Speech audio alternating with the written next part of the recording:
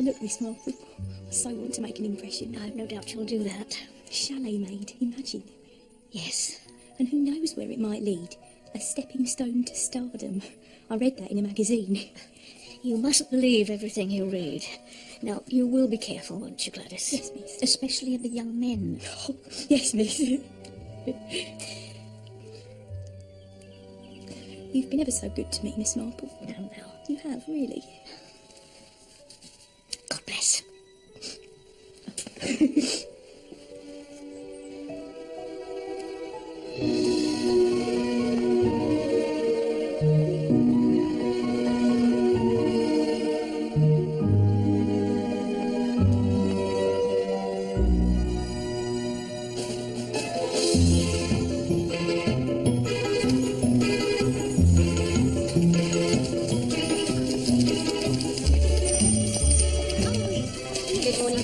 Investments Trust.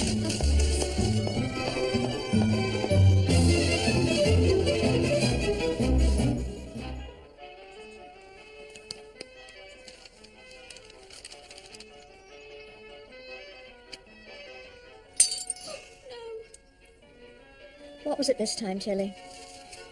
The Blue Shepherdess, Miss Marple. Oh, Tilly. Your tea, Mr. Fortescue.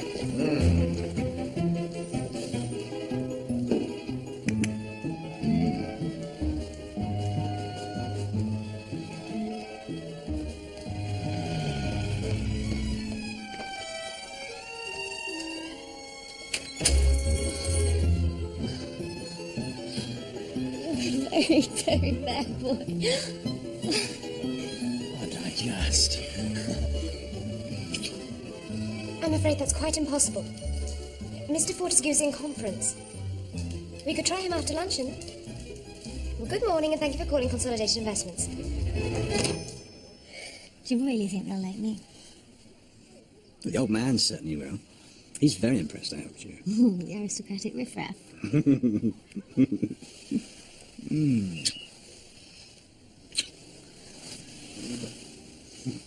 Pinstripes and a bowler. It's not really me, is it? You look utterly adorable.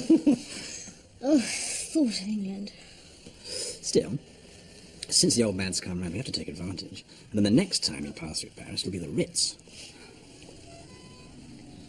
Strange, you know. Even though Dad's always had it in for me, I'm still quite fond of the old bastard.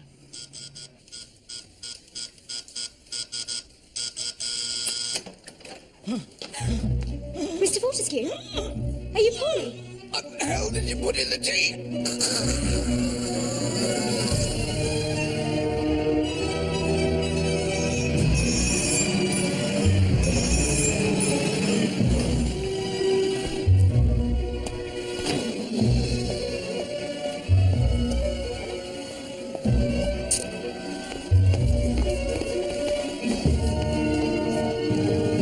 I didn't do it, Inspector. I'm very pleased to hear that, Miss Grosvenor. Do you always make Mr. Fortescue's tea? Well, always, Inspector. He has a special pot and a special cup and saucer, and I'm the only person allowed to handle them. And are you the only person allowed to handle the kettle as well? No. But I refilled it myself from the cloakroom tap. And what about the tea itself, Miss Grosvenor? That's special, too. It's from China. I understand this must be terribly upsetting for you. Thank you, Inspector. Oh, dear. He will be all right, won't he? He's dead. When? 5 minutes ago. Poor chap never stood a chance. Sergeant Pickford's going through his belongings now. Speaking unofficially. Poison? Well, of course it was poison. But between you and me, and strictly off the record, I'd be prepared to bet that it was taxine. Never heard of it. Quite. Most unusual. You get it from yew berries. Yew berries? From a yew tree. Ah, that's interesting. Is it? Name of his house, Yew Tree Lodge. That could explain it. Easy to harvest, and more importantly, easy to administer. Really? How? Well, the poor fellow mentioned something about his tea, but the stuff couldn't possibly work that fast. Only a cyanide would do that. In which case he would have been dead before the ambulance arrived. So, tell me, Prof, how long does taxine take to work?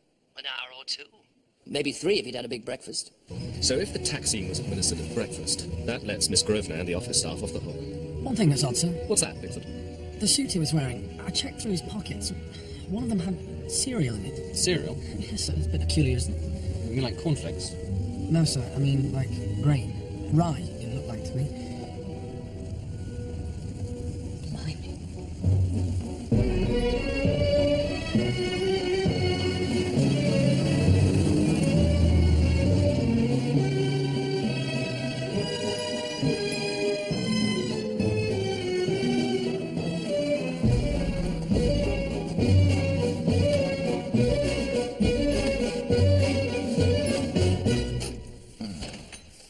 Inspector Neil, Sergeant Pickford.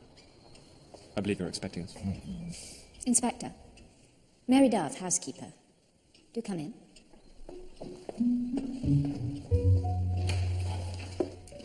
Adele is Mr. Fortescue's second wife. Considerably younger than him.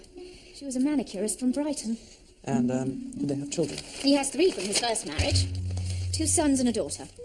And are they married? The sons, yes, not the daughter. I'll need to speak with all of them. I'm afraid they're not here. Adele's playing golf, but I'm not sure where. Do you happen to know who she's playing with?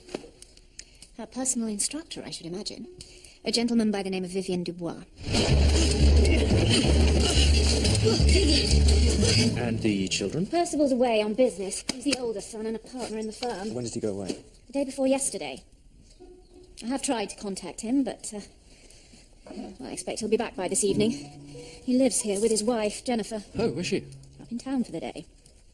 And Elaine, the daughter, she's a vegetarian. Will probably have her nose buried in some dusty old tome. And what about the other son? Lancelot.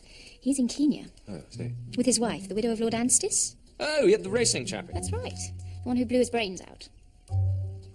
Why is he in Kenya? He moved there after a disagreement with his father. Some small matter of a forged cheque, I gather. He's lived there for years. And have you managed to contact him? I'm afraid I haven't. I'm not having much luck, am I? Sadly not, Inspector. So, Mr. Fortescue's death. Case of food poisoning, was it? Anything I've ever sent up to that dining room has been just as it should be. I only want a few samples from breakfast, Mrs. Crump. A few samples, young man. A bit of marmalade, some ham, coffee. There's never been any bad food served on my watch. And as for the coffee, we finished that off at 11, sis. I don't see none of us dropping like flies. You lot come round here like you own the place. Not like some I could mention. Run! Get yourself back in here this minute, you lazy article. Apart from the Crumps, there's Gladys. Gladys? What does Gladys do? She's the parlour maid, and very nearly half-witted. So, those are the only people living in the house? Yes. You know, Inspector, I wouldn't be at all surprised if Mr. Fortescue hadn't been planning some sort of reconciliation with Lancelot. What makes you think that? Well, Percival, you see, has always been very much in his father's confidence, but recently they hadn't been getting along so well. His father had been doing things that Percival, ever prudent when it comes to money, thought unwise. You appear most well informed and stuff. Well, it's hardly a secret. Always the same stupid, ridiculous, ridiculous imagination. That's your problem. We could lose. Never have thousands. All the business acumen of a chimpanzee. Father, listen. My God, I wish Lance was here. Lance, at least he's got guts. Oh, thank you, Miss Dunn. You've been most helpful. Oh, by the way, can you give me any idea as to why Mr. Fortescue would be carrying grain in his pocket? Grain, Inspector? Does that suggest anything to you? Nothing at all, I'm afraid. Oh, well. I didn't do it, you know. But then I suppose everybody says that, don't they? I didn't do it, sir. I didn't, really. You are allowed to sit down, Gladys.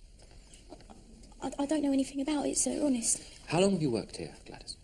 About 4 months, sir. And before that? I was a chalet maid at Tooley's holiday camp. Tooley's holiday camp? Yes, sir, in Gravesend. And how long were you at Tooley's holiday camp? Not very long, sir. Not very long at all. Why was that? Well, I suppose I didn't like it very much. So I suppose I'm more at home in private service. See, I used to work for a lovely old lady. Miss Marple, her name was. She was ever so good to me. Then why did you leave? I wanted a change. I wanted to see the world. In Gravesend. Did you used to look after Mr. Fortescue's clothes, Gladys? Well, it's supposed to be Mr. Crump's job, but half the time he makes me do it. Have you ever found any grain in his pockets? How do you mean, sir? Cereal. Gladys, rye, to be exact. Rye? Yes. There was some found in his jacket today. Any idea how it might have got there? I couldn't say, sir. I never saw any.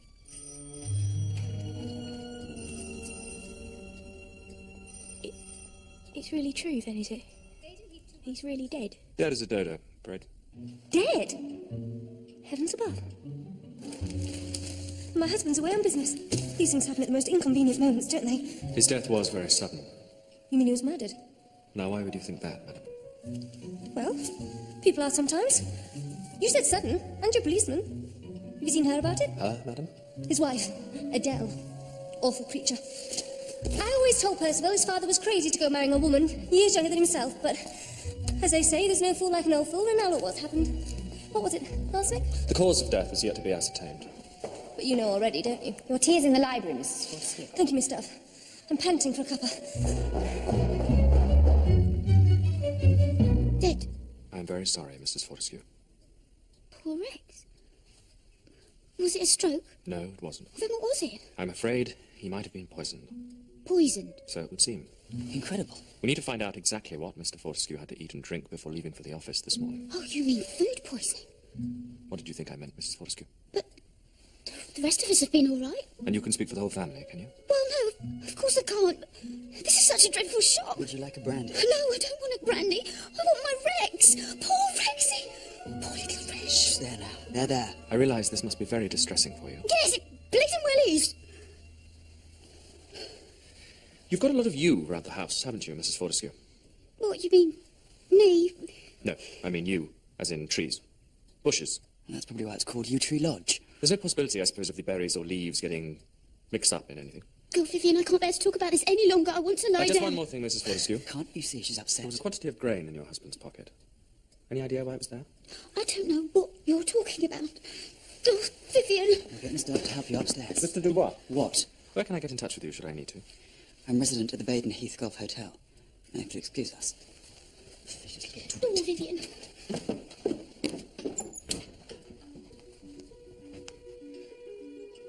Thank you.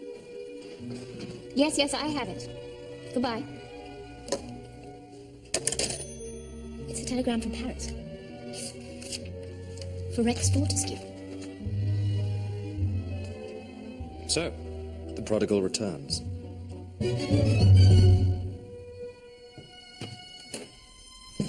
At last. Sorry. Where have you been? I came home as quickly as I could. The passport, please.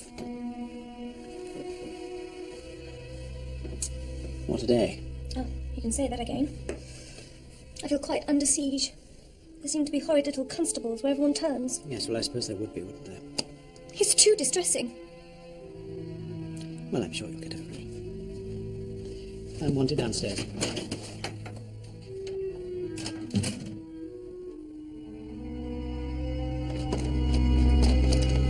Oh, Christ! Is it true? What? That father's dead. Are you Elaine? Ah, right. Well then, yes, I'm afraid it is true. Oh no, Daddy. Poor Daddy.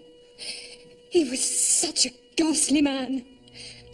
And his death makes everything all right. Now I can do everything I ever wanted. I must phone Gerald. Poisoned? It would seem so, yes. Well, have you any idea how? Who might have? It's rather early days for that, sir. Yes, I suppose so. All the same, it would be most helpful if you could give me any idea of your father's testamentary dispositions. Yes, well, my father made a new will on the occasion of his marriage 2 years ago. He left £100,000 to his wife and 50,000 to my sister, Elaine. I am his residuary legatee and am, of course, already a partner in the firm. And your brother received no bequest? There is an estrangement of long standing between him and my father. So, as the will stands, the three people who gain are Mrs. Fortescue, your sister, and yourself. Well, I don't think I'd be much of a gainer with death duties, and, well, my father has of late been, how shall I put it, highly injudicious in his financial dealings. You haven't seen eye to eye with him recently? Well, I put forth my point of view. Rather forcibly, I gather. In fact, didn't you have quite a row about it? I'd hardly say that. Can you tell me what this means, Mr. Fortescue? A telegram from your brother saying he's arriving tomorrow at your father's invitation. I don't understand. Didn't your father mention it? No, he most certainly did not. Why would he have done such a thing? Because he's completely crazy. was completely crazy.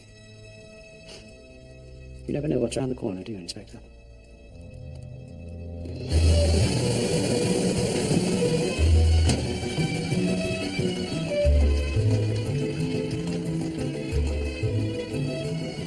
Thank you.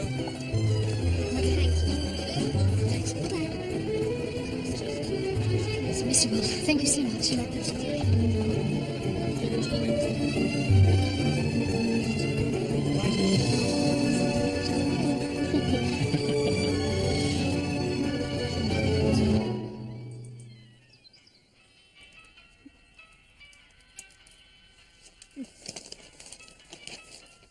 Dear. Dear me. Dear, dear, dear. A quantity of grain, believed to be rye, was found in one of his pockets. Now that is interesting. It's fantastic. It's quite fantastic. It's one thing to hear your father's dead, but then to hear that he's been poisoned. I don't suppose you happen to know who might have done it. Well, how would I? I've lived abroad for years. I understand from your brother there had been an estrangement between you and your father. Yes, that's right. So I'm wondering, sir, what brought you back? Well, I got a letter from my father about, 6 months ago now, hinting that he'd like to let bygones be bygones. He suggested that I come home and join the firm. So I came over last August to see him, and he made me, I must say, a very advantageous offer. And I flew back to Kenya, talked it over with Pat, and, well, the upshot was that I decided to accept. Your coming back was quite a surprise for your brother. Oh, yeah, I don't think Percy knew a thing about it. He was on holiday when I popped back. If you ask me, the old man planned it very carefully. You see, he and Percy had a blazing row about what, I have no idea, but Dad was furious. And how long were you back for? Only an hour or two at the house. The whole idea, I'm sure, was a kind of secret offensive behind Percy's back. I don't think Dad even wanted the servants to know about it. Did you encounter any other members of your family? My stepmother. She and the old man were the only people I saw. And that was the first time you'd met her? Yes, it was. I must say, the old boy certainly knew how to pick 'em. Do you resent your father remarrying? No, why should I? My mother died when I was 11. In fact, I was surprised he took so long to get hitched again. But it's rather a risk, sir, don't you think, of marrying a woman much younger than yourself? Well, you sound like my brother, Inspector. So, my stepmother is the prime suspect, is she? Oh, early days, sir. Early days. Oh, well, I suppose I'd better get down there. Now, I want you to stay up in town for now. No, darling, I want to come with you. No, I'd really rather you didn't. I don't know what kind of welcome I'm going to get. And anyway, I don't even know whether there's a poison or a large. Hey, Inspector.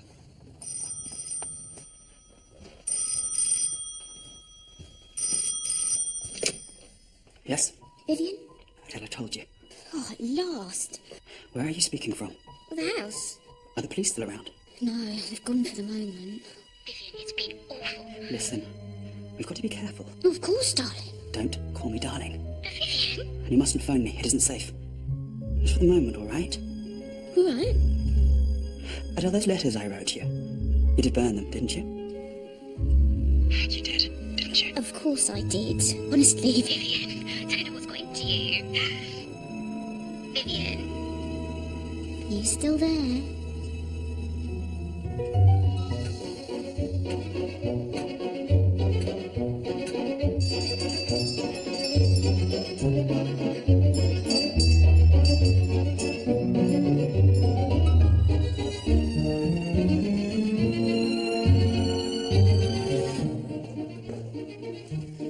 Have you served tea yet, Gladys? It's not 4:30 yet, miss. It's 20 minutes to 5, Gladys. Who was that on the telephone? Wrong number, miss. Where in heaven's name have you been? Sorry, Mrs. Crump. That bell's been ringing like the snow tomorrow. Now get that tea served, stupid girl.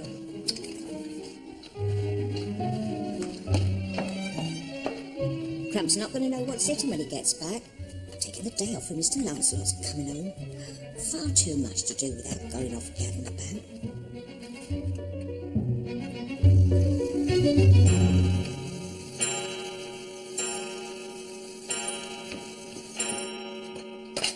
Where is everybody this afternoon?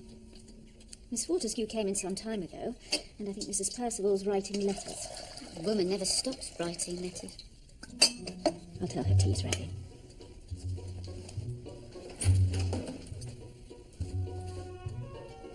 Gosh, it's freezing.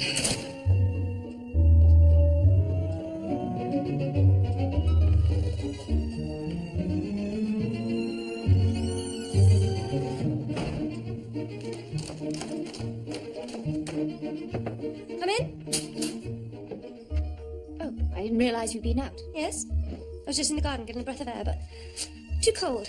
Tea is served.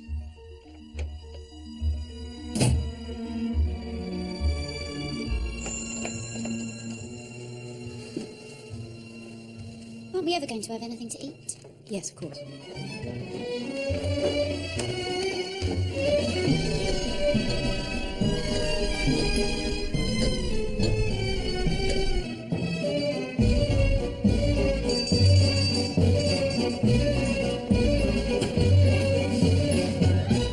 Mr. Lancelot? Himself. Your luggage? This is it. It's all right, I've paid off the taxi. Oh, I thought perhaps you'd walked. Is your wife not with you? No.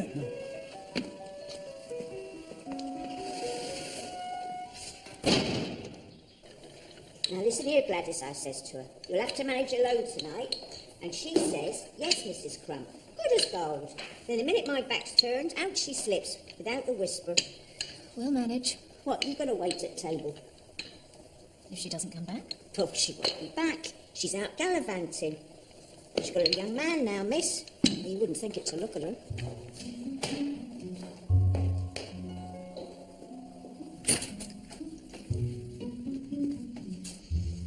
Oh. It's very good to see you. Little Ellie. Poor Daddy. Yes, I know. I'm Jennifer. How do you do? Percival's in town, I'm afraid. He's having to deal with everything, as usual. You've no idea what we're all going through. Of course. You don't know Adele, do you? Oh, yes, I do. Sit down next to me, Lance. I'm so glad you're here. We could do with another man about the house. Oh, it's been awful. Just awful. The place has been swarming with police. They met me at the airport. What did they say? They told me what had happened. Oh, and I think he's been poisoned. Not food poisoning, real poison. And I'm convinced they think it's one of us. What a spread. It's a while since I've got my teeth into a good old English tea. Where's your wife? She's in London. You haven't brought her with you? No, Pat's all right where she is for now. You're not thinking... What a scrummy-looking chocolate cake. Old Mrs. Crump knows her way to a chap's heart, that's for sure. Who's the woman who let me in? Wasn't it Crump? It's his day off. And then why didn't Gladys let you in? Brown eyes, soft voice, butter wouldn't melt. That'd be Mary Dove. Sort of runs things for us. Does she now?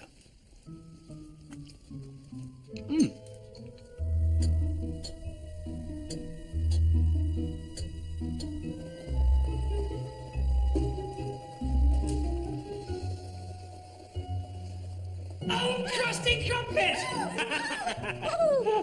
You! Oh, put me down, you little bugger, you.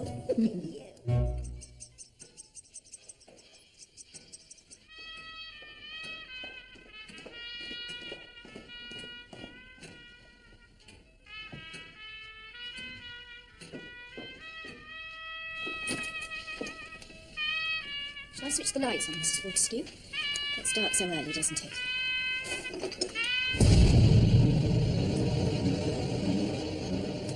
It's finished the work. My own work to do. I've got enough to do.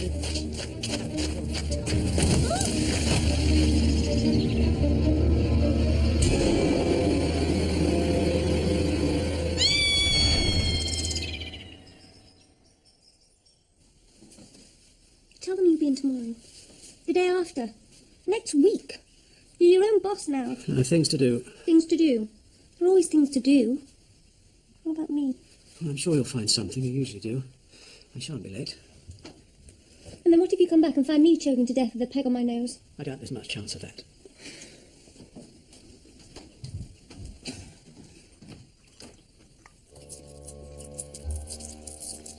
What are you up to? Oh, just making sure there aren't any of those irritating little flecks lurking around, sir. Now you're the master, sir. We can make sure you're spick and span, haven't we, sir?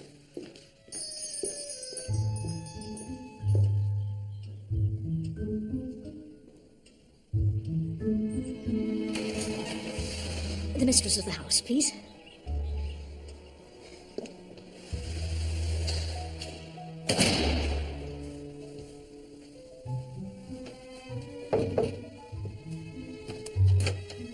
Yes? There's an old woman asking to see the mistress, ma'am. That's too bad. I'm going out. Very good, ma'am. Why don't you tell Mrs. Lancelot to deal with her? Now she's deigning to join us, she might as well make herself useful.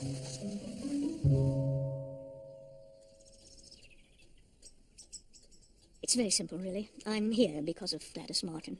I knew her, you see, and when I read this about the terrible thing that's happened to her, I felt I ought to see if there was anything I could do. Yes, of course. Nobody seems to know very much about her, and I doubt I can be of much help. My husband and I have only recently returned from Africa, and I've just come down from London. Much to his chagrin. This Gladys, did she have any relations, do you know? No, she didn't. She came to me from the orphanage, and I trained her for domestic service. She was only 17. Dear me, so young. Was she a pretty girl? Oh, no, not at all. And rather stupid, too, but I was fond of her. Maybe even a little sorry for her. One doesn't really know what to do with the Gladyses of this world. I'm ghastly that she should have been caught up in all of this. It was the clothes peg that worried me. It's mentioned in the article. Such a contemptuous gesture. It gave me a kind of picture of the murderer. To do a thing like that is really very wicked indeed. And so pointless, with no rhyme or reason. Oh, no, my dear. I wouldn't say that. She was a very silly girl, credulous, the sort who'd give her savings to a swindler. Not that she ever had any, because she always spent them on the most unsuitable clothes. But what about men, Miss Marple? Oh, she badly wanted one of those. Well, seems she got one in the end. Did she, Inspector? At the holiday camp. Albert Evans, his name was. A mining engineer, so she told the cook. Oh, dear, well, she'd believe anything. You don't connect him with this business, do you, Inspector? No, I don't think so. He sent her the odd postcard, but he never visited her. Oh, well, I'm glad she had a taste of romance. In the nick of time, as it turns out. You know, you've a look of the young Errol Flynn about you. Oh, do you think so? Yes, I do. I'm staying at the Baden Heath Golf Hotel for a day or two. I wonder, Inspector, would it be a presumption if I were to offer assistance in some very humble way? You strike me as a most intelligent and, if I may say so, impressive young man, but 3 murders in 2 days, well, that's enough to challenge the strongest metal. And people do tend to confide in old ladies, don't you find?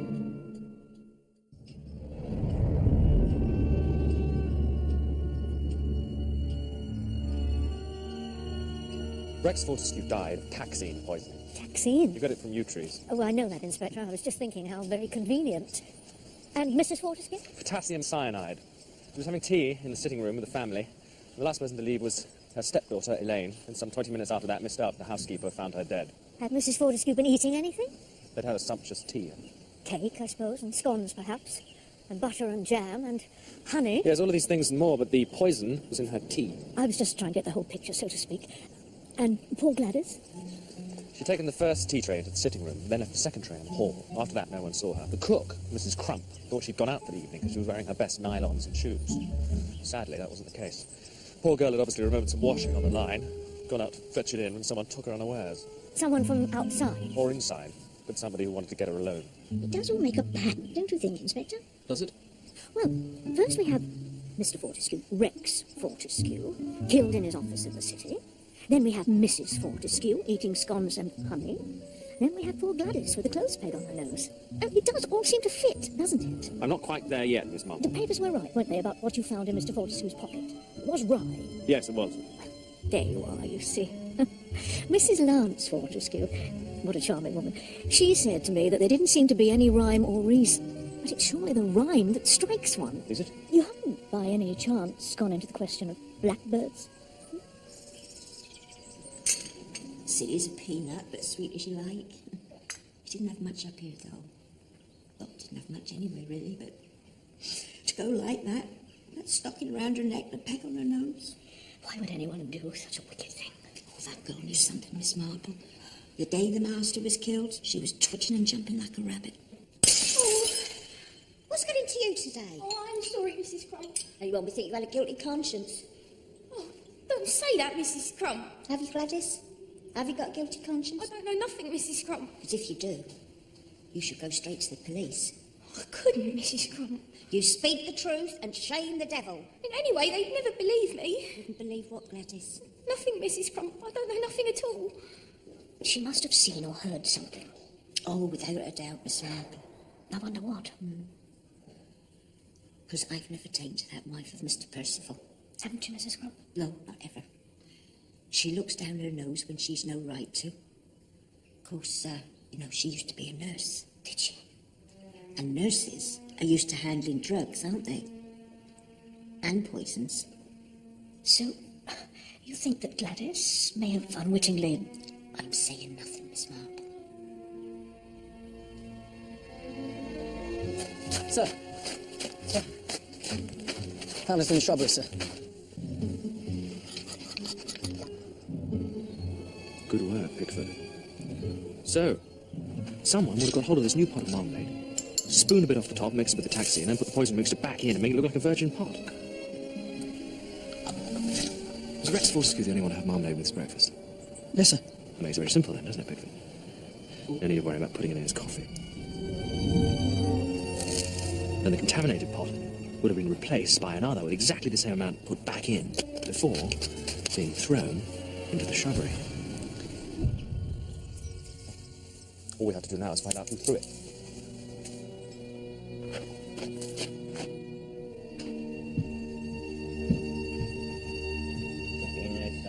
Sixpence, a pocket full of rye, 4 and 20 blackbirds baked in a pie.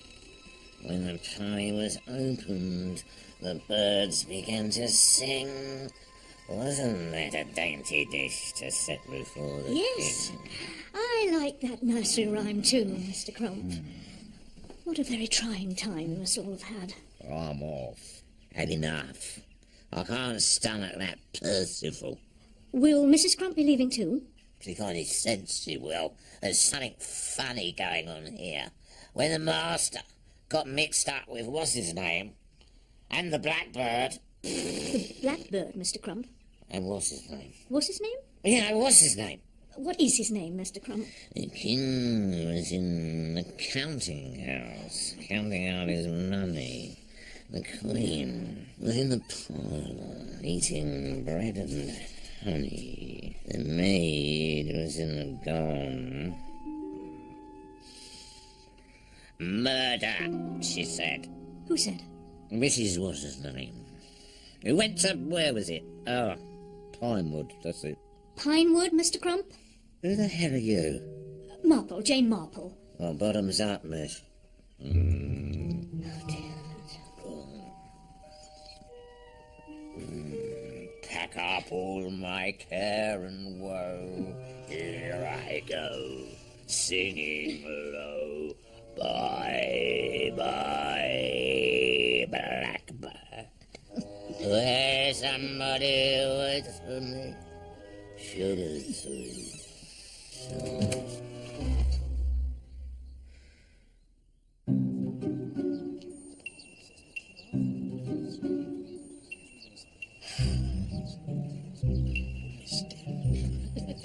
Mrs. Fortescue. Oh, Miss Marple. What a surprise. Oh, let me introduce you. This is my husband, Lancelot. Lancelot, this is Miss Marple. How do you do? My sincere condolences. Thank you. Miss Marple knew Gladys, Gladys. the parlourmaid, with the peg on her nose. Oh, Gladys, poor thing. Yes, there now seems little doubt that she saw or heard something. Oh, really? Yes, she said as much to Mrs. Crump. But the question is, what? You sound like a professional, Miss Marple. Oh, no, Mr. Fortescue. My interest is purely personal. I'm very fond of Gladys, you see. I must say Inspector Neil has been most sympathetic. I do love gardens, don't you? Yes, I do. I have to admit they're rather a passion of mine. Then, of course, there's this whole business of blackbirds. Blackbirds? Yes, Mr. Fortescue. They came up in a little chat I just had with Mr. Crump. He mentioned them. Or should I say it? If I remember correctly, the phrase he used was, the blackbird. So strange, don't you think? Good Lord, I bet he's referring to the old Blackbird mine. What was that, Mr. Fortescue? It's some transaction my father was involved in years ago now, with a chap called Mackenzie, a mine on the west coast of Africa. Mackenzie died out there of a fever, and his wife had other ideas. She came round here with her 2 kids and caused a terrific stink. I wonder what happened to Mrs. Mackenzie and those kids. They must be grown up by now. As far as we know, you were the last person to see Adele Fortescue alive. The last but one, Inspector. Yes. So it was about 5:20 when you left the room, is that right? About then? I can't say exactly. And when you and Mrs. Fortescue were alone, what did you talk about? We talked about Gerald.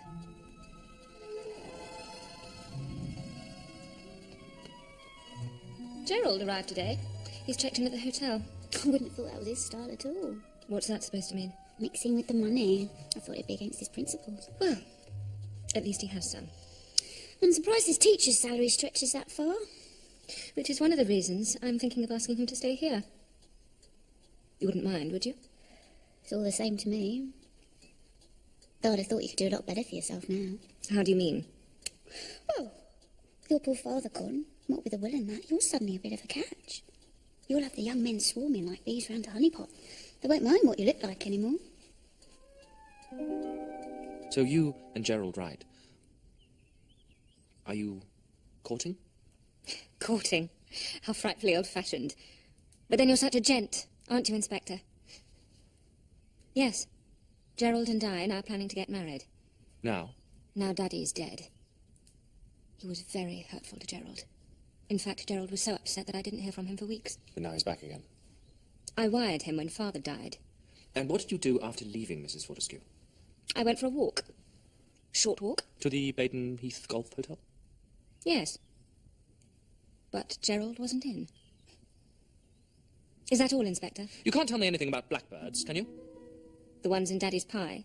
When was this? 3 or 4 months ago. He was furious. Do you know who put them there? I haven't the faintest idea. Now, if you'll excuse me. Oh, one more thing, Miss Fortescue. Did your stepmother make a will? People usually do, don't they? Have you? No.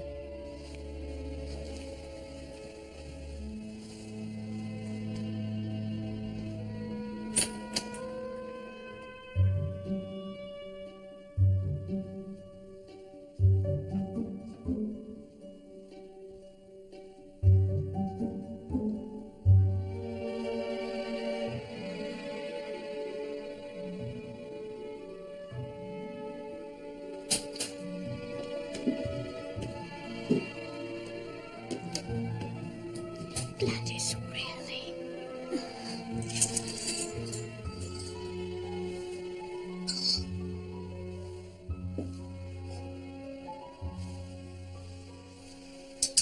So it was 20 to 5. Yes. We have been over this before, Inspector. Precision is all, Miss Duff. And you were coming from... Upstairs.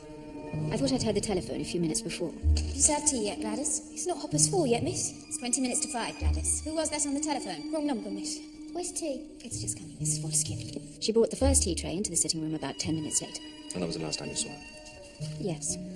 At last. Then Miss Fortescue came in some minutes later. Gosh, it's freezing. I was going to tell Mrs. Percival that tea was ready. I thought I heard her coming, but that was a mistake. You heard someone moving about upstairs? Yes, at the head of the stairs, I thought. But then no one came down, so I went up. Oh, I didn't realise you'd been out. Tea is served. And that was? Nearly 5, I think. And when did Lancelot arrive? A few minutes after I came downstairs again. I thought he'd arrived earlier, but... Why did you think that? Because I thought I'd caught sight of him through the landing window. In the garden? Yes. After telling Jennifer Fortescue that tea was ready? No, not then. It was earlier, when I came down the first time. Are you sure about that, Miss Duff? Perfectly. That's why I was surprised when he actually did ring the doorbell. Mr. Lancelot? Himself. Then it couldn't have been him that you saw in the garden. His train was due at 4:40. So the earliest he could have got here would have been just before 5. But I'm sure I saw someone. Yeah, but not clearly. It was getting dark by then. I didn't see his face, but he was a tall, slender man. I simply presumed it was him. Where was he going? Behind the hedge towards the east side of the house. And is there a side door there? Yes. So someone could have got in unobserved. You mean the person I heard upstairs? Something like that. So who was it? That remains to be seen. By the way, you couldn't tell me anything about blackbirds, I suppose. I'm sorry? Blackbirds. Do you mean... Blackbirds, Miss Duff. Are you referring to that silly business last summer? Yes. It was just a ridiculous, spiteful joke. 4 dead blackbirds were left in Mr. Fortescue's desk, in his study here.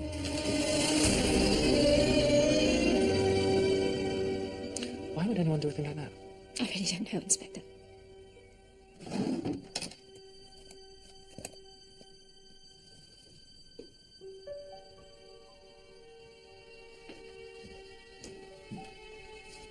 Dear Gladys, lots of nice-looking girls here, but not one that's a patch on you. Be seeing you soon, don't forget our date, and then it's happy ever after. Love, Bert.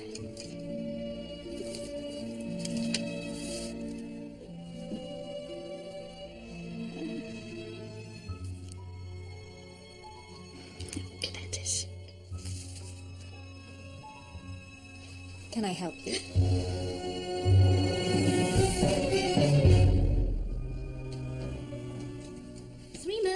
2 days.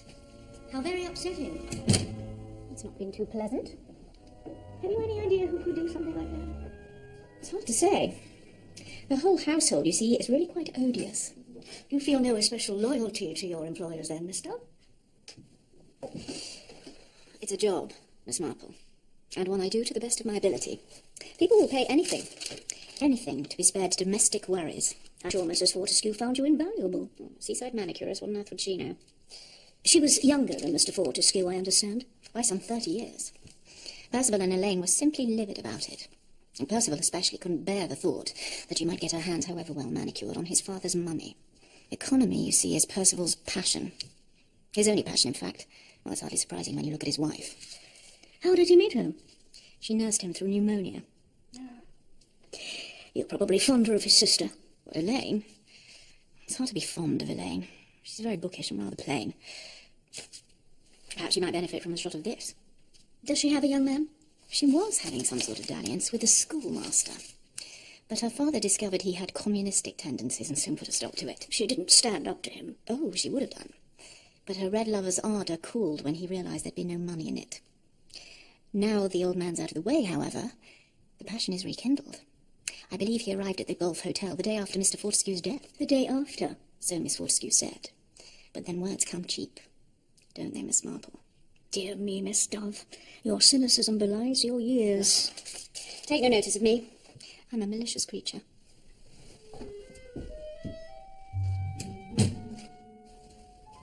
Better watch out, Crump. She's on to you.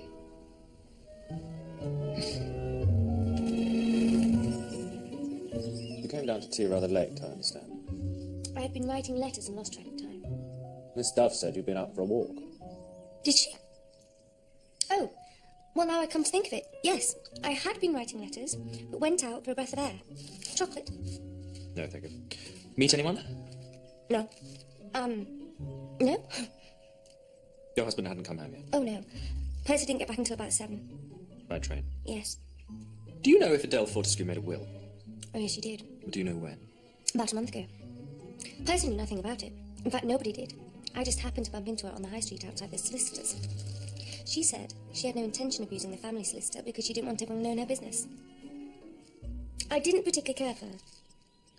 Rather common, I thought. But now she's dead, well, it's also very dreadful, isn't it? Do you know anything about blackbirds, Mrs. Fortescue?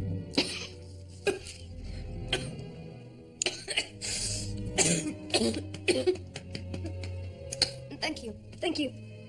Do you, Mrs. Fortescue? Blackbirds, Inspector?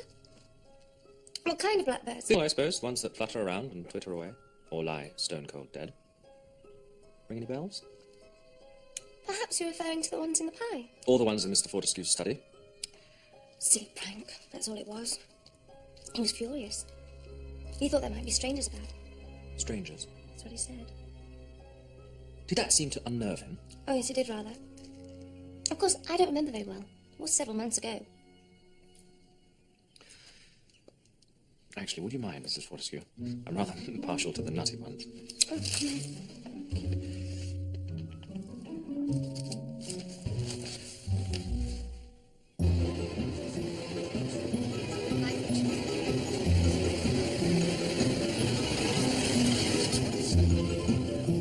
When Rex Fortescue died, his wife inherited £100,000, a sum the firm could ill afford. So Mr. Fortescue didn't leave the business in a healthy state? Between ourselves, Inspector, it's heading straight for the rocks, and has been for the last 18 months. Any particular reason? Because he was behaving like a lunatic, selling good stock here, buying speculative stuff there. He just wouldn't listen to reason.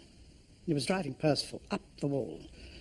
In fact, he was desperate for him to see a doctor, but Fortescue wouldn't hear of it. I don't need a bloody doctor. Then maybe you need a bit of a break. Bit of a break. I don't need a bloody break. I don't need you treating me like a bloody moron. Percival suspected, you see, that his father was suffering from a form of dementia. Pick's disease, he called it. I think his grandfather suffered from something similar. I'd say it was a bit of luck all round that the old chap kicked the bucket when he did. 3 murders. Extraordinary. So Adele Fortescue did have something to leave? Oh, no, Inspector. There was a clause in the will saying that she'd only inherit if she survived her husband by 1 month. Which, tragically, she didn't. Why the claws? It's fairly common nowadays with the increase in air travel. 2 people are killed in a plane crash. It becomes exceedingly difficult to find out who was the survivor. Follow my drift? Yes. So tell me, what happens to the money? It goes back to the residuary legatee. Percival Fortescue.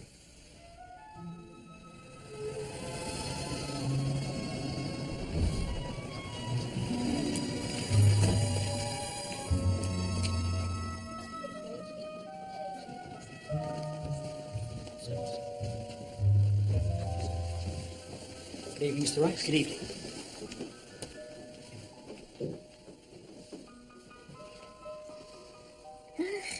Pinewood. I expect you'll miss her very much. Yes, we were good friends. And she phoned you, I believe, on the afternoon of her death. If you say so, Inspector. What did you talk about? Nothing very important, I'm sure. And then you went for a walk? No. I played a few holes of golf. I don't think you did, Mr. Dubois, because the hotel porter noticed you walking down the road towards Yew Tree Lodge. And if you already know, why do you ask? Did you see Mrs. Fortescue? I didn't go near the house. I think you'd better make a statement, Mr. Dubois. Of course, you'll be quite within your rights to have a solicitor present. Are you threatening me? No, Mr. Dubois. We're not allowed to do that sort of thing. I had nothing to do with it. Then why were you seen outside the house at about 4:30? I didn't go inside. You sure of that? You didn't go in through the side door and up to Mrs. Fortescue's sitting room? And are you sure you weren't looking for something in her desk? You've got them, haven't you? Strictly speaking, no. Your letters to Mrs. Fortescue were taken from her bureau by my sergeant and passed on to the yard for possible evidence. I told her to burn them. You were good friends, as you say. Very, very good friends. Well, that doesn't mean we bumped off Rex. Not necessarily, but it might suggest that you encouraged her or provided her with a motive. You can't make a case against me. She made a will, you know. Left everything to you. I don't want her money. Just as well, because there isn't much. No, but I thought her husband had left her with... Did you, now? I was wondering if you knew. Yes, according to her solicitor, she didn't have much to leave, but since her husband's death... That's all changed, doesn't it, Mr. Dubois?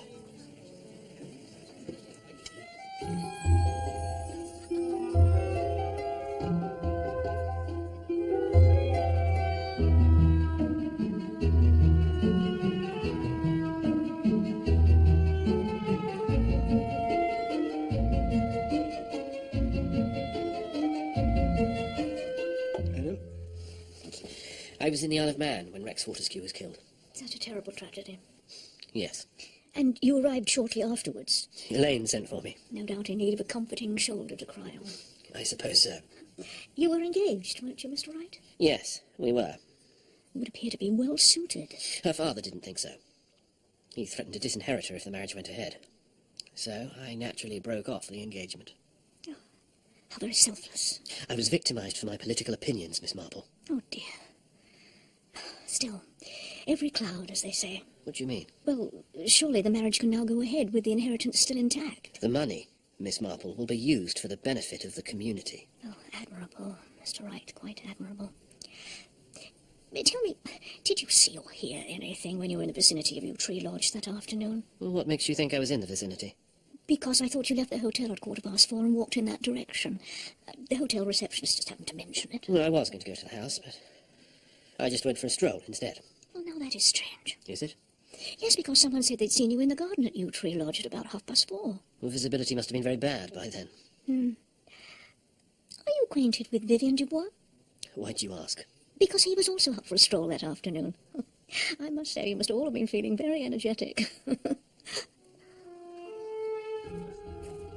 They come and they go, and they don't tell us anything. One presumes they're pursuing some line of inquiry. So inconsiderate. Pass the marmalade, there's a honey. So, Elaine, I gather you're going to marry, what's his name? Gerald. Gerald. Yes, Gerald. And then what? We plan to start a school. You mean you plan to take all your money out of the business? Better than leaving it in. You said yourself that things were in a pretty bad state. But you would lose a lot. We won't. I'm with you, Ellie. What are your plans, Lance? Off back to Kenya? Well, I'm not so sure about that. Well, you never had much time for poor little England. But one changes as one gets older, don't you find? And having given it a lot of thought and chatted over with Pat. Well, the long and short of it is, old chap, I've decided to join the firm. As your junior partner, of course, but I have got a holding in it, and that gives me rights to be in on things, doesn't it? Well, yes, if you put it like that. Bloody good idea, don't you think? You'd be pleased. But you find it rather boring after your outdoor life, safari and things? Well, frankly, once you've seen one elephant... Things are very bad, you know. It'll be all we can do to scrape together a lane share. Hear that, Emily? Grab it while you can. You've no idea what a time of it Percival's had while you've been gadding about with the natives. He's been ill with worry, and now you come back here, smug as you like. Jennifer, please. Well, it's too bad. It's really too bad. Frightfully stuffy in here, don't you think?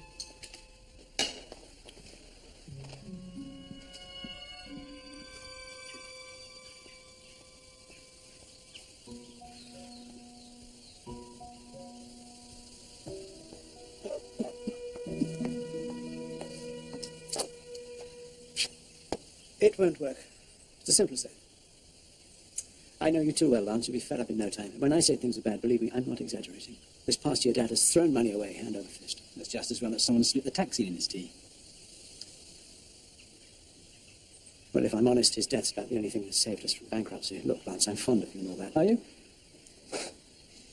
I really don't think we're going to pull together. Really, I don't. The only sensible thing is to dissolve the partnership. You mean buy me out? There's no alternative. And how will you manage to pay me my share? We'll divide the holdings. With you keeping all the gilt edge and me taking the worst of the speculative, I suppose. Some of them may prove to be immensely valuable. Like the old Blackbird gold mine, for instance. No, perhaps not that. Father was pretty certain it was worthless. He went out there with a chap called Mackenzie, didn't he? He died out there. Yes, I think he did. And his wife came round here with the 2 kids and accused Dad of murder. Really can't remember. Oh, I do. I remember it quite well.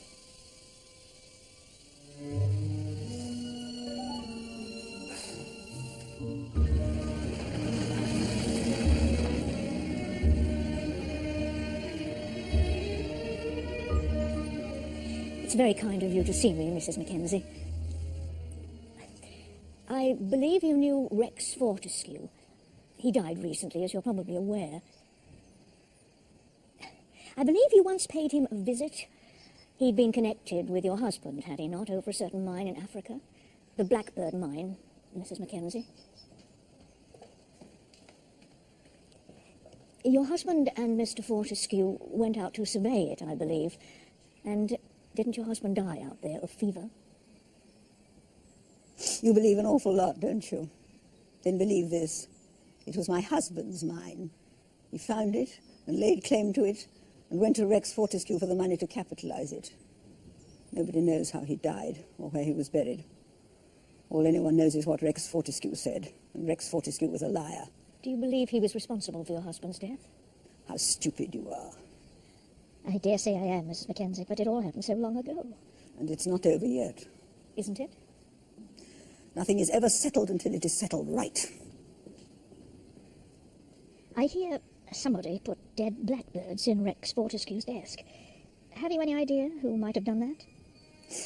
9 and 7 they were when he died. Your children? Donald and Ruby. I told them every day and made them swear it every night. What did you make them swear? That they'd kill him, of course. And did they, Mrs. Mackenzie? My son died at Dunkirk. Deeply regret, killed in action. I'm so sorry. And your daughter? I have no daughter. But you just spoke of her. She didn't keep faith. Where is she now? I told you, I have no daughter. Lily's dead. It would be better for her if she were.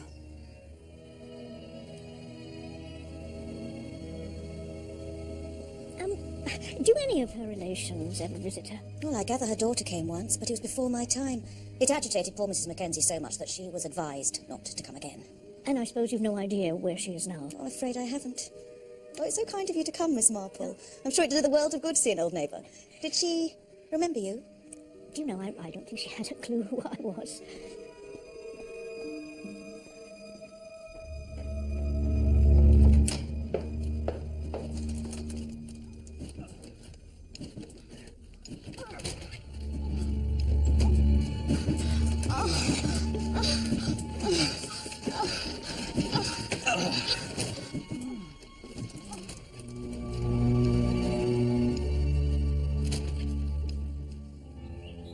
Well done, Miss Marple. We'll be recruiting you if you're not careful. Oh, Inspector. Oh, and another thing. You're certainly right about a pattern. the blackbirds tying in with the mine, the rye in Fortescue's pocket, bread and honey for tea, and the third murder, Gladys strangled with a peg on her nose. What you just said... What is it, Miss Marple? There's something wrong. You know it is, don't you? No, I don't. It worries me to death having you here. I wish you'd go back to London. I'm not going anywhere. Not that we're awfully welcome with Percival in charge. Well, you'll just have to put up with us for now. I want to see him suffer a bit longer. I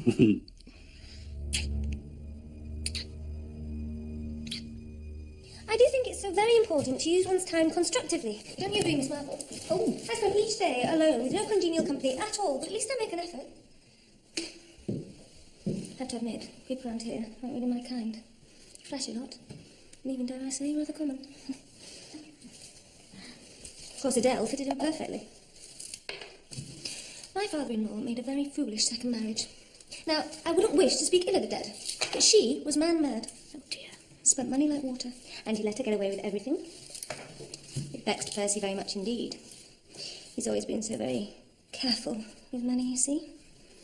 And then when his father began behaving so badly... That must have been a great worry. Oh, it was. This last year, Percy's been beside himself. You will stay for dinner, won't you? Oh, well... And then there's Elaine. Very odd. She doesn't want to shop or go to a matinee or anything. Too bookish for a young lady, in my opinion. You must think me very queer going on to you like this. Oh, no.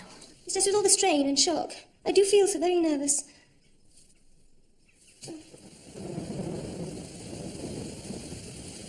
There was a time when we all dressed for dinner. Well, times are changing, Percival. For better or worse, I wonder. For better, of course, aren't they, Gerald? Without a doubt.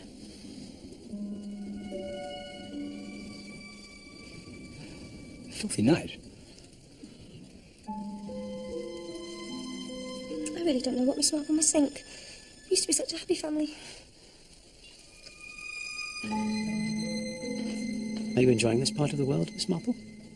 Well, out of the circumstances, Mr. Fortescue. Where's Pat?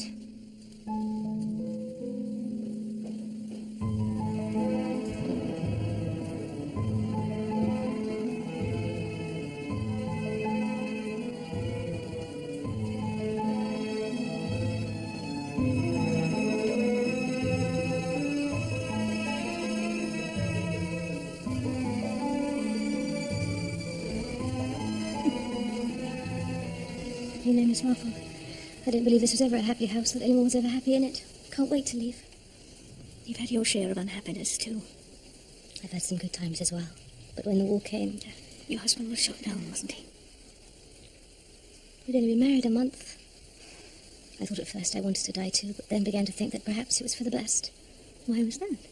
I don't think peace would have suited him. He found insubordination quite irresistible. A fighter till the end, I just don't think he'd ever fitted in. And your second husband?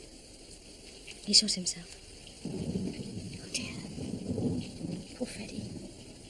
We were madly in love, but I began to realise that he wasn't always straight. Tried to turn a blind eye, but you can't change people, can you, Miss Marple? No, my dear. Lance thinks it's someone in the family, and I think he's right. That's why there's always such an atmosphere. Everybody watching everybody else. Something's got to happen soon. No, my dear. There won't be any more deaths. You can't be sure of that. As a matter of fact, I am. The murderer's accomplished his purpose, you see. His? Or hers. Dinner is served, ladies.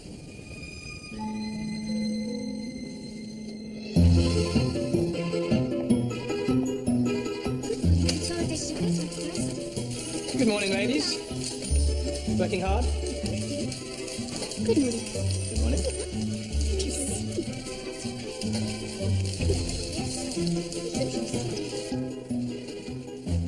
Miss Grosvenor, Lancelot Fortescue. Oh. You're even lovelier than I'd imagined. Mr. Fortescue... Inspector. Mr. Fortescue. There's no getting away from you, is there? First day. Yeah. Quite the new boy. Well, you certainly look the part. Well, that's the easy bit. You're not too sure you'll hack it, eh, sir? Strictly off the record. This isn't my bag at all. But don't tell Percy, though. I want to make him sweat a bit. Why's that, sir? That's old history now. Wouldn't be the little matter of a check, would it? You're right on the ball, aren't you? And your father kicked you out. Which is just what Percy wanted. It's astonishing, you know, how Percy always got his way. Lance, talk of the devil. Mr. Fortescue. You didn't tell me you were coming. Couldn't keep away. There are a couple of things I'd like to talk to you about. I know that your father's behaviour had been a source of anxiety this past year. He wasn't well. But he wouldn't see a doctor. That's right. Pick's disease, I believe. Remarkably astute of you, Inspector. A form of dementia. Yes, which is why I was so anxious for him to seek medical advice. And in the meantime, he was causing havoc to the business. Yes. So his death was extremely fortunate.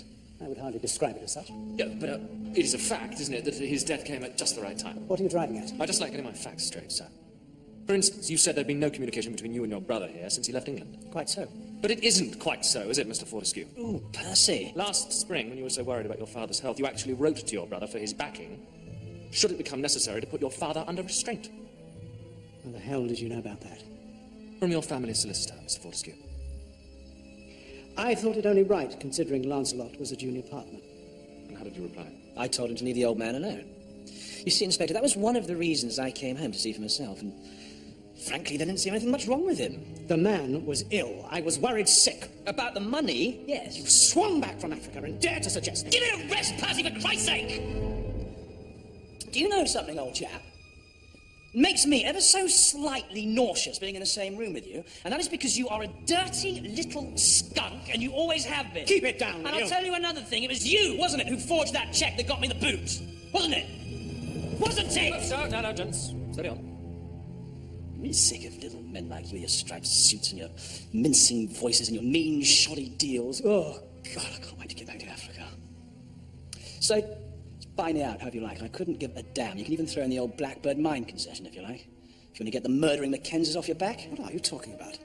Revenge, Percy. The Mackenzies? Nonsense. Well, the Inspector doesn't think so. You, Inspector? There are certain grounds for inquiry. But no one's heard from the Mackenzies for years. A dish best served cold, as the saying goes.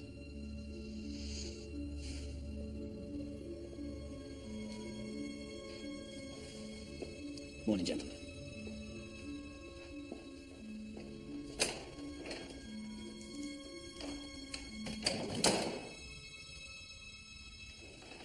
I'm most dreadfully sorry about all that. Percival Fortescue. Wherever I turn, wherever I go, I always come up against Percival bloody Fortescue. He's the one who has most to gain, and he's the one who couldn't possibly have done it. Granted, he might have tampered with the marmalade, but he couldn't have poisoned his stepmother, and he couldn't have strangled Gladys. Why not, sir? But he was here till 5 that day and didn't get home till 7. Well, there's one or two others had motive, sir. Mary Dove. Is that your real name? What an extraordinary question. Are you suggesting that it isn't? Yes. I am, in fact, suggesting that your name is Ruby Mackenzie. Is it? My name is Mary Dove. Prove it. Do you want to see my birth certificate? That wouldn't prove anything, I'm afraid. Could be a friend or someone who's died. A lot of possibilities, aren't there? Quite a dilemma for you, Inspector. Do you deny categorically that you are Ruby Mackenzie? I rather think it's up to you to prove that I am.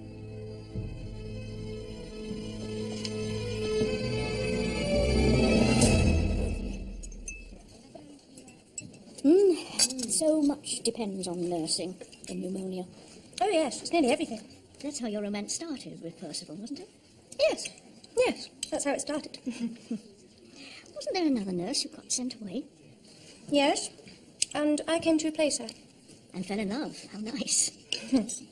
Not so sure about that. Of course, I'm never one to complain. What I always say is what can't be cured must be endured. But it would be nice to have someone to talk to. I just feel so very isolated when my husband's away in the city every day. I often wish I was back on the wards again. You're obviously devoted to your profession. Not so much at the time.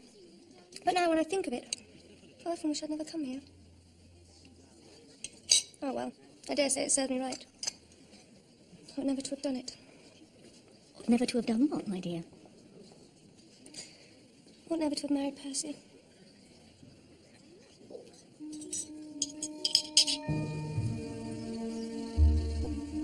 He was using a Vardenhold and a Mashy Niblick, but he is 84 years old. Really? I really think, Inspector, that things are becoming very much clearer. Are they? Oh, yes. I now know what didn't ring true when I spoke to you on the telephone. It was something you said about the third murder. Poor Gladys with the peg on her nose. Well, of course it wasn't, was it? Wasn't what, Miss Marple? The third murder. Gladys must have been murdered before Mrs. Fortescue, even though her body wasn't found till later. She must almost certainly have been murdered about 5 o'clock, because otherwise... She would have taken the second train to the sitting room. Quite so. When she brought the tray into the hall, something happened. She saw or heard something. Vivian Dubois coming down the stairs. Perhaps. Or that Gerald Wright chappie coming in the side door. But whoever it was lured her out into the garden and killed her. She'd never be fetching and washing at that time, and certainly not without a coat on. So, it was never a case of the maid in the garden hanging out the clothes. I thought I was following you, but I... No, the sequence is all wrong, you see. The king in the counting house, the queen in the parlour, the maid in the garden. But that's not how the murders happened. It's all camouflage, to make it look like the rhyme was the inspiration. And that's very significant, don't you think? Shall I begin at the beginning? It would be a help. The beginning, Inspector, is Gladys. I came here because of her.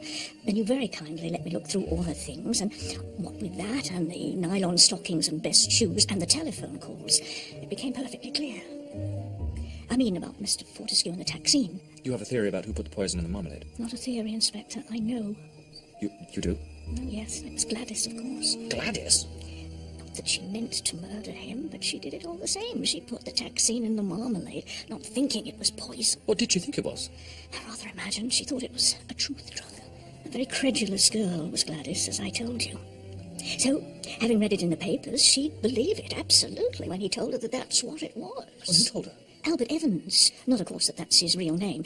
When he met her last summer at the holiday camp, I imagine he told her some story of injustice or some such thing. But the point was that Rex Fortescue had to be made to confess what he'd done and make restitution.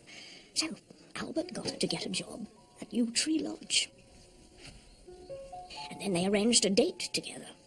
That was the day that Gladys would put the so-called truth drug into the marmalade, and also the rye in Mr. Fortescue's pocket. Now, I don't know what story he told her to account for that, but frankly she'd believe anything, especially from a personable young man. I'm not keeping you, am I? No. Well, the idea was probably that Albert was going to call on Mr. Fortescue at his office, by which time the truth drug would have worked and Mr. Fortescue would confess everything. You can imagine how Gladys felt when she heard the poor man was dead. Wouldn't she have said something? Well, she's hardly likely to admit it, is she? I didn't do it, sir. I didn't, really. After denying it, she'd try to think up excuses. Perhaps Albert hadn't known how strong the stuff was, or had accidentally given her too much of it. She hoped he'd get in touch, which, of course, he did. He'd have rung till she answered, and then made a date to meet him. On the day she died? Yes. She had on her best stockings and shoes, so she was obviously going to meet someone.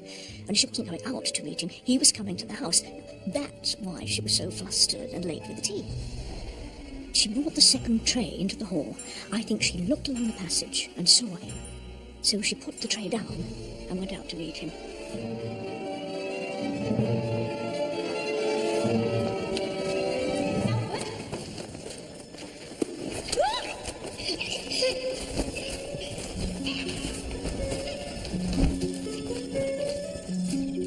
She had to die. You couldn't risk her talking. And then the peg to fit with the rhyme. The nearest he could get to a dicky bird that pecked off her nose. So if you're suggesting that Albert Evans wanted revenge for this whole Blackbird mine business, then you must believe that it was Mrs. Mackenzie's son behind all this. That he didn't die at Dunkirk after all. Oh, no, I'm not suggesting that for a minute. Don't you see, Inspector? All this Blackbird business is a complete distraction. It was used by someone who'd heard about the Blackbirds to point the finger of suspicion at the Mackenzies. Then, who is the killer, Miss Marple? Someone quite sane, brilliant and unscrupulous, and done, of course, for money. Percival. No, not Percival. Lance. You're right, Inspector. Lance came home in the summer to see his father. I don't believe for a moment that his father sent for him. Unless, of course, you have actual evidence. No, only a letter that Lance is supposed to have written to his father afterwards, which he could easily have slipped into his papers the day he arrived. He probably attempted a reconciliation, but his father would have none of it. You see, Lance is very much in love with Pat, but the small pittance he was living on wasn't enough for the life he thought they should have together. When he was here, he must have heard about the Blackbirds and jumped to the conclusion that Mackenzie's daughter was established in the house. A perfect scapegoat for murder, because murder it would have to be. He feared that by the time his father died, the business would have completely collapsed. Perhaps his father's name being Rex suggested the idea of the nursery rhyme. Then he could dispose of Adele too and save the firm £100,000. But to make the rhyme work, They had to be the maid in the garden hanging out the clothes, an innocent accomplice whom he could silence before she could talk, and thus give him a genuine alibi for the first murder.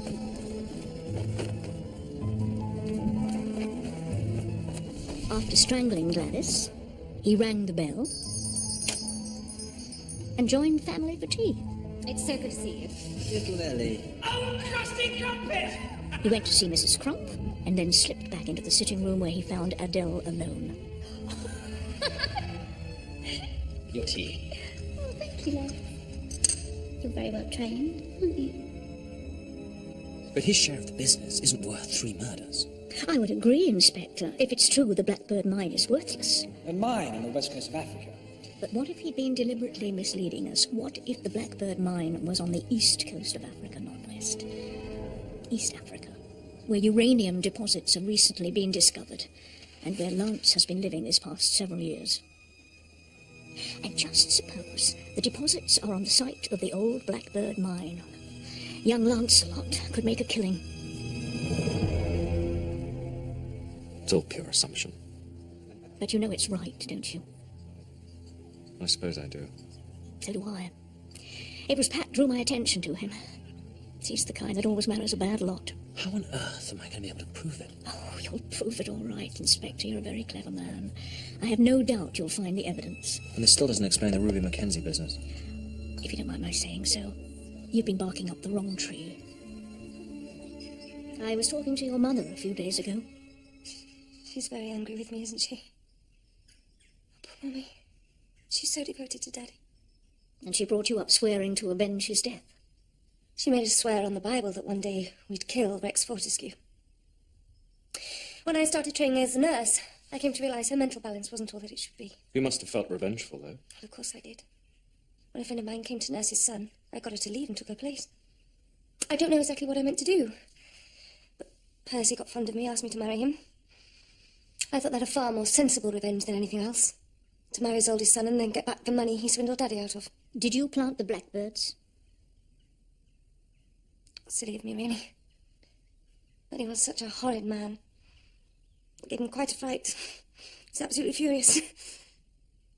But I didn't do anything else. Really, I didn't. Tell me, Mrs. Fortescue, have you given Miss Dove any money lately? I told her that you'd accused me of being Ruby Mackenzie and said that if she gave me £500, I'd let you go on thinking that. I told her that if you knew she was Ruby, she'd be your prime suspect. It wasn't exactly blackmail, I was just doing her a favour. Thank you, Miss Dove. This is all very annoying. Particularly hard up at the moment. You'll be looking for another job, I suppose. Yes, this one hasn't quite gone according to plan. Unlike your other jobs. My past is quite blameless, I assure you. A curious coincidence, though, that in your last 3 posts, there have happened to be robberies a couple of months after your departure. Coincidences do happen, Inspector. Yes, but they mustn't happen too often.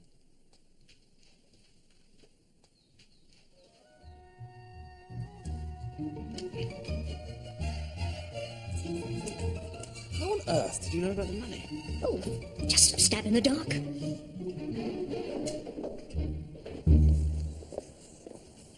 I do wish you weren't going. I finished what I came to do. It hasn't been altogether pleasant, but it is important that wickedness shouldn't triumph. I don't understand. No, my dear, but perhaps one day you will. If anything ever goes wrong in your life, you won't despair, will you? Oh, dear, Miss Marple, you're starting to worry me. You won't, will you? But how could I despair with Lance at my side? We're going back to Keener, you know, as soon as everything's cleared up. Oh, I can't wait.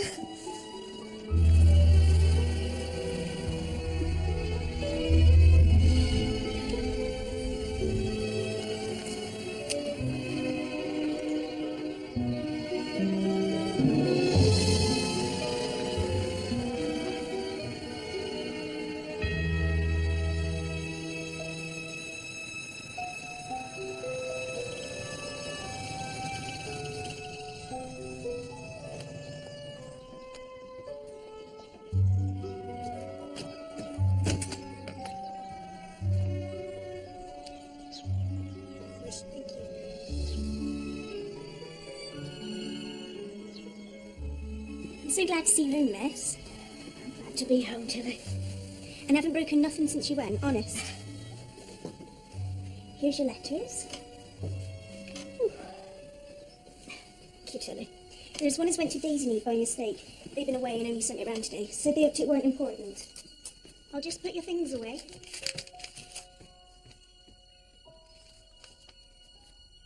Dear madam, I hope as you'll forgive me writing this, but I really don't know what to do. You'll have seen the newspapers.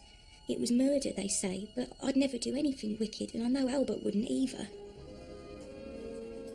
We met last summer and was going to be married, only Bert had been done out of his rights by this Mr. Fortescue.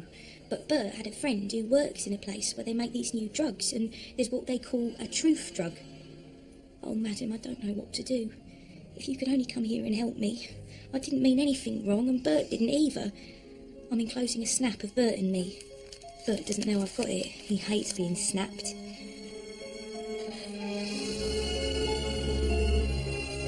But you can see, madam, what a nice boy he is.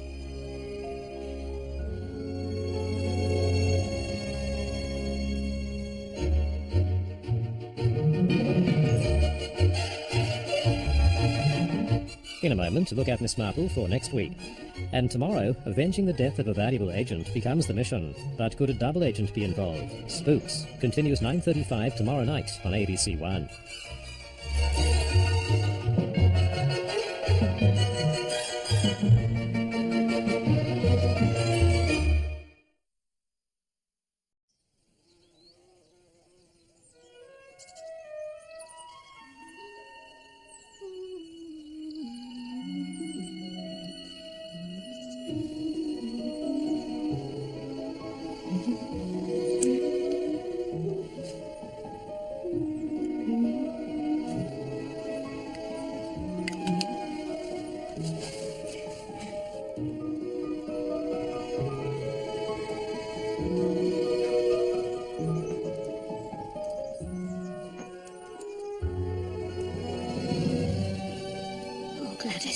How do I look, Miss Marple? I so want to make an impression. I've no doubt you'll do that. Chalet maid, imagine. Yes. And who knows where it might lead? A stepping stone to stardom. I read that in a magazine. You mustn't believe everything you read. Now, you will be careful, won't you, Gladys? Yes, miss. Especially of the young men. Oh, yes, miss. You've been ever so good to me, Miss Marple. No. You have, really. God bless.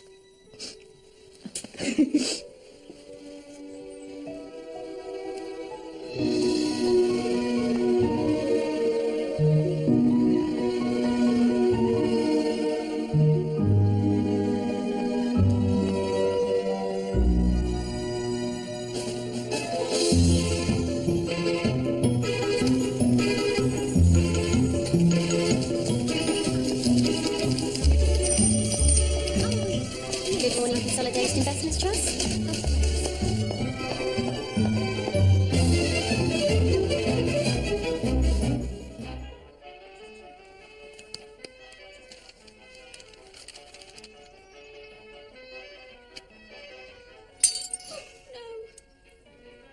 What was it this time, Tilly?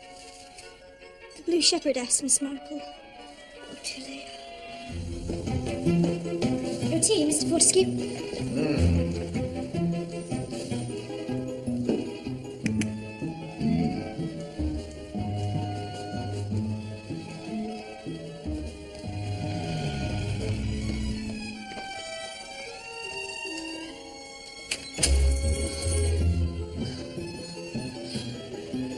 Very, very bad boy.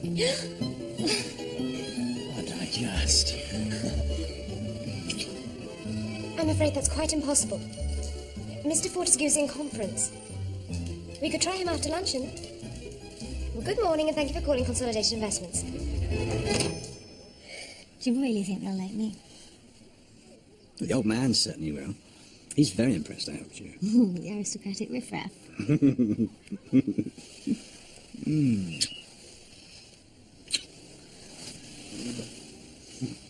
Pinstripes and a bowler. It's not really me, is it? You look utterly adorable. Oh, thought of England. Still, since the old man's come round, we have to take advantage. And then the next time we pass through Paris, it'll be the Ritz. Strange, you know. even though Dad's always had it in for me. I'm still quite fond of the old bastard.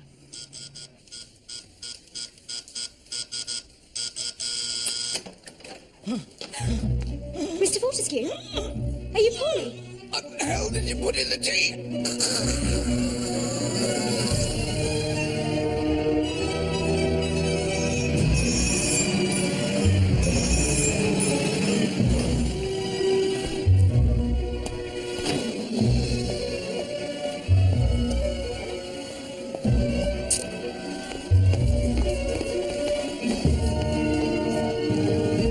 I didn't do it, Inspector.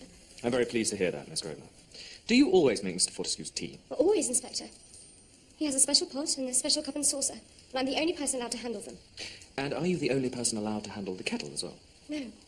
But I refilled it myself from the cloakroom tap. And what about the tea itself, Miss Grosvenor? That's special, too. It's from China. I understand this must be terribly upsetting for you. Thank you, Inspector. Oh, dear. He will be all right, won't he? He's dead. When? 5 minutes ago. Poor chap never stood a chance. Sergeant Pickford's going through his belongings now. Speaking unofficially. Poison? Well, of course it was poison. But between you and me, and strictly off the record, I'd be prepared to bet that it was taxine. Never heard of it. Quite. It's most unusual. You get it from yew berries. Yew berries? From a yew tree. Ah, that's interesting. Is it? Name of his house, Yew Tree Lodge. That could explain it. Easy to harvest, and more importantly, easy to administer. Really? How? Well, the poor fellow mentioned something about his tea, but the stuff couldn't possibly work that fast. Only a cyanide would do that. In which case he would have been dead before the ambulance arrived. So, tell me, Prof, how long does taxine take to work? An hour or two. Maybe 3 if he'd had a big breakfast. So if the taxine was administered at breakfast, that lets Miss Grosvenor and the office staff off the hook. One thing that's odd, sir. What's that, Pickford? The suit he was wearing, I checked through his pockets. One of them had cereal in it. Cereal? Yes, sir. It's a bit peculiar, isn't it? You mean like cornflakes? No, sir. I mean, like, grain. Rye, it looked like to me.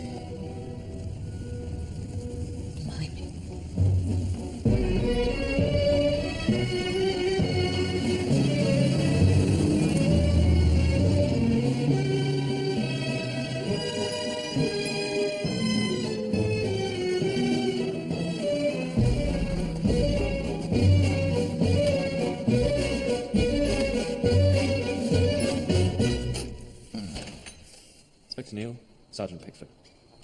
I believe you're expecting us. Inspector, Mary Dove, housekeeper. Do come in.